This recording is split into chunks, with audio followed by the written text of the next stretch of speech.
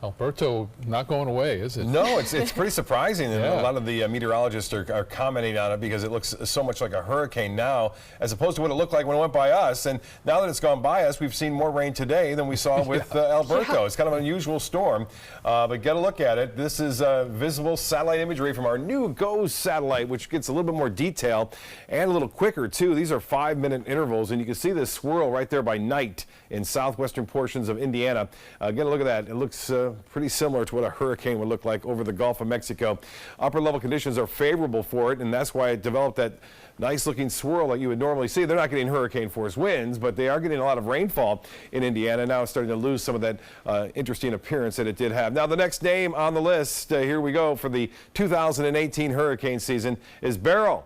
Beryl is the next one up, and then followed by Chris, our camera operator, who's happy about that. Debbie, Ernesto, Florence, Gordon, Helene, and Isaac. Hopefully we won't get past that. But again, the GFS model, which was the only model to really suggest a tropical system coming up 10 days prior to Alberto. The GFS was the only one that did it, is now showing another one in 14 days, but that's a long way off. We'll wait and see. If it's still there around 10 days from now, we'll start talking about it. Heavy rain falling earlier today. Now skies are starting to clear, and again, things are looking much better out there in the Gulf of Mexico. A little drier air has slipped in. Boy, that piece of energy that moved through really produced some pretty heavy rainfall at times, causing some ponding of the water and some of the roadways, making driving difficult. But you can see all that heavy weather now well east and north of us, now moving through Wauchula, though. Some light rain showers still popping up here and there in the Gulf of Mexico, moving on, but those showers are weakening. So a very slight chance for a few evening showers, and not nearly as much rain tomorrow as we saw today. There'll still be a few storms around. There could even be a few coastal showers to start things off on Thursday. The rain chance, though, has dropped to 40%. What we have is high pressure nosing in. That's one thing that's going to help us out a little bit. This trough of low pressure will shift out of here as well. That trough was left behind from Alberto, and you can still see, though, some pretty deep convection right there just off the western tip of Cuba, moving off to the north.